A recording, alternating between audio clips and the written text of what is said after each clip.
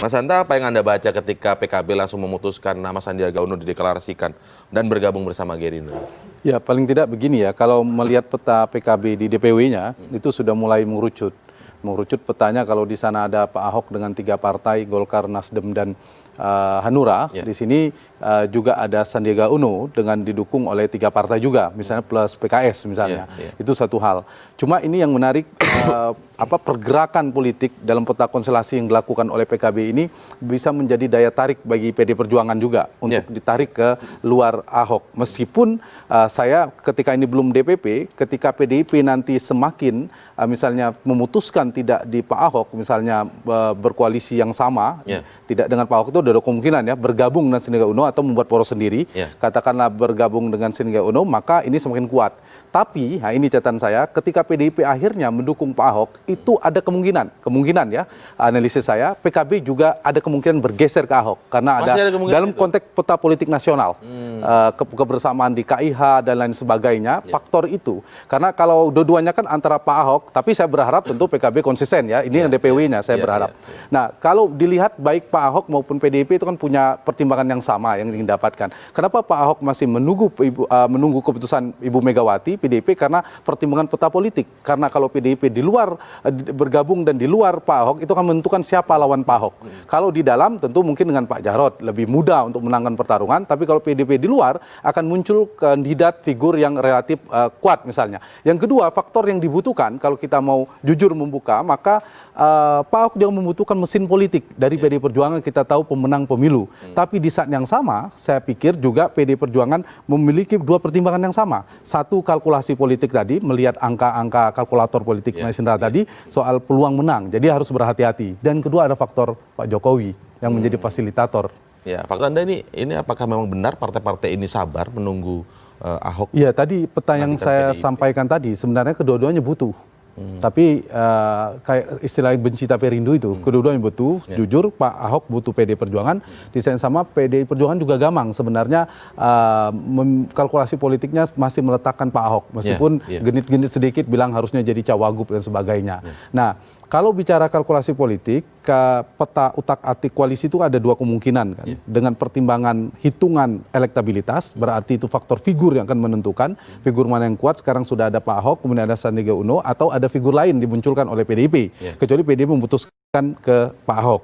Yang kedua adalah kursi DPRD-nya. Kalau kursi DPRD, kalau kita hitung secara normatif misalnya, atas kertas itu bisa 4 poros, tapi kan hampir mustahil 4, bisa jadi 3 atau 2. Bahkan dengan sisa sekarang PKS dan Gerindra tambah PKB itu sudah 32 kursi untuk mengusung Sandiaga Uno misalnya. Kemudian di sana ada Pak Ahok dengan 24 kursi dukungan, tinggal 1 lagi.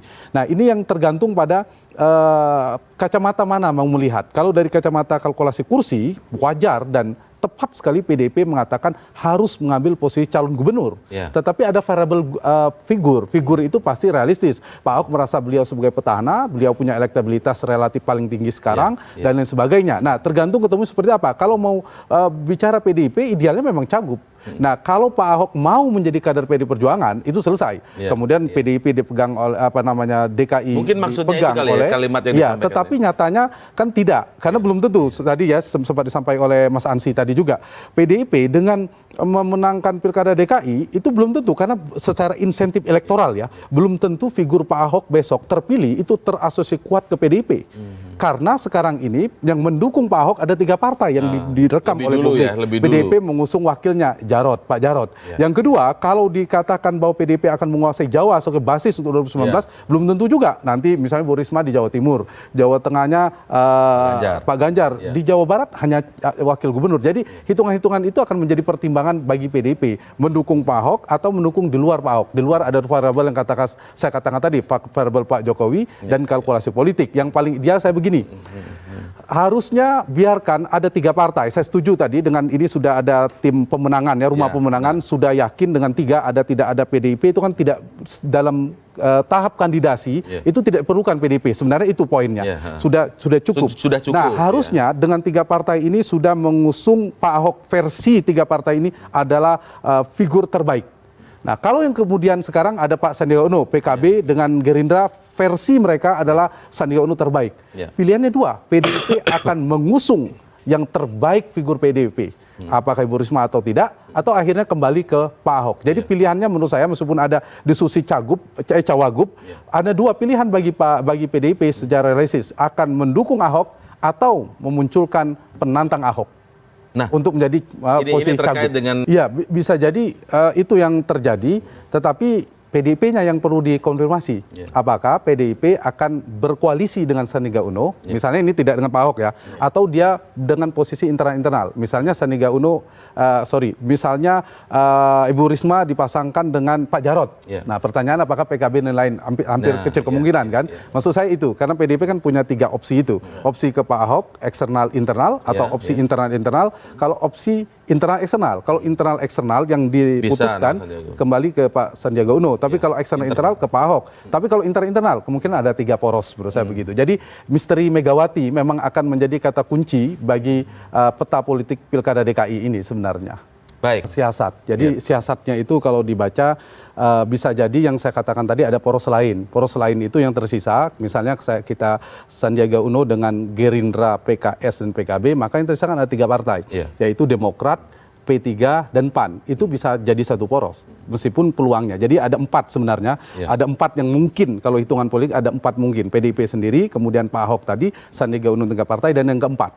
Nah, ada kemungkinan nanti 2 bergabung atau ada 3 yang bergabung. Kalau PDIP yang ke Pak Ahok maka tinggal 2 gitu. Jadi akan ada 2. Jadi bergantung. Yang kalau membaca satu persatu yang dilakukan menarik ya oleh tim pemenangan Ahok itu semakin memperkecil daya tawar politik PDIP sebenarnya. Itu mengirim pesan bahwa kita pertama, sudah siap ya? Iya, kita sudah siap. Sudah ada deklarasi 3 partai. Sekarang bahkan tim pemenangannya. Padahal pemenang pemilu 28 kursi tidak ada masuk nama di sana. Artinya tidak ada Anda, kita jalan. Pesannya itu kuat. Dan kedua, yang menarik dari PKB merapat itu juga memberi atraktif juga, merayu tanda petik PDIP. Kita juga sudah siap di sini. Di yang sama ada Pak Yusril juga menarik untuk dihitung. Pak Yusril juga nama yang patut diperhitungkan ketika Ibu Risma tidak jadi maju misalnya. Nah, dalam konteks ini menurut saya dinamika politik ini nanti ada faktor-faktor yang sangat mempengaruhi. Faktor konstelasi DKI-nya, kemudian ada konstelasi nasionalnya, jangan lupa. DPP itu akan mempengaruhi. Bahwa betul secara faktanya tidak mungkin, hampir mustahil, saya setuju Pak Ahok akan menjadi cawagup di PDIP. Tetapi bahwa PDIP menginginkan posisi cagup dari kadernya itu rasional. Tapi wakilnya tidak rasional ketika milih Pak Ahok. Karena dia pemenang pemilu. Karena secara undang-undang juga bisa sebenarnya seperti Pak Bambang Deha, tukar. Tapi kan sebenarnya sebuah ledekan saja. Iya, ledekan. Tapi kan Pak Ahok baru 1 periode, kecuali 2 periode, sudah 2 periode menjadi wakil. Nah, dari situasi seperti ini nanti, dugaan saya hanya akan ada 3 atau 2 poros.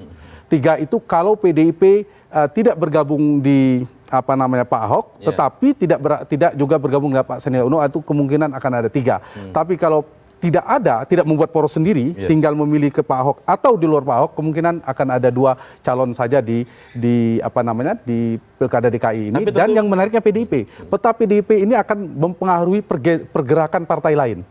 Pergerakan partai lain. Jadi kalau PDIP... Tapi ketika tadi disebutkan ketika kalau misalnya memang nama Risma yang diajukan... Nah, itu yang saya maksud. Kalau PDIP kemudian tidak mendukung Pak Ahok, lalu memutuskan mendukung Risma, kemungkinan besar 7 partai sisa itu akan bergabung di sana sangat besar.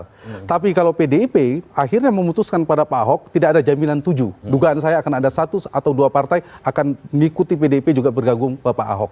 Jadi PDIP ini memang dengan suara yang signifikan ini akan menentukan peta konstelasi di Pilkada DKI, ditambah prospek elektoral figur-figur. Saya setuju tadi masih ada waktu 6,5 bulan ya. 6,5 bulan ini sangat mungkin berubah. Jadi incumbent itu trennya yang harus diantisipasi oleh tim pemenang Pak Ahok. Petahana itu tren turunnya lebih besar ketika tren naiknya. Kebalikan dari penantang. Penantang itu tren naiknya yang lebih besar. Nah, itu harus diantisipasi tergantung siapa lawannya. Kalau lawannya yang dimunculkan tidak prospektif juga menurut saya Pak Ahok lebih mudah untuk menangkan pertarungan di DKI. Dari sisi PKB dengan kemudian declare mendukung Sandiaga Uno begitu, sementara ini untuk calon gubernur tapi bisa berubah menjadi calon wakil gubernur juga tergantung PDIP. Artinya ini merayu PDIP begitu. Betul. PDIP nggak punya lagi terlalu banyak pilihan, termasuk pesan yang disampaikan oleh tim pemenangan begitu ya. Kita sudah jadi siap pilih kalau mau cagup rasional ya. Yang tadi kan candaan gurauan politik lah. Cawagupnya adalah Pak Ahok. Pilihan cuma 2. Kalau mau ngambil posisi cagup, soal menang kalahnya urusan kedua dulu. Kalau kandidasi, kalau cagup realistis bergabung di poros Sandiaga Uno atau poros sendiri. Kalau siap dengan mengambil posisi cawagup, realistis bergabung dengan Pak Ahok. Jika selama ini kan kita bicara bahwa semuanya tergantung PDIP, tetapi ketika dengan kondisi yang seperti ini, PDIP semakin daya tawarnya kalau dalam konteks Pak Ahok semakin sempit gitu. Karena Pak Ahok mengirim pesan juga tanpa PDIP bahwa mereka sudah bisa jalan, tim pemenangan sudah ada, Mas Ansi Lema sudah jadi jubir kan, nanti kalau digabung ada Mas Ahmad Basara, ada yang lain, itu kan berubah lagi konstelasi tim pemenangannya.